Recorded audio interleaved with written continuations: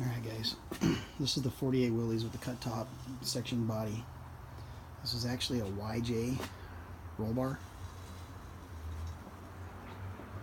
I cut about 13 inches out of the main hoop, and I cut about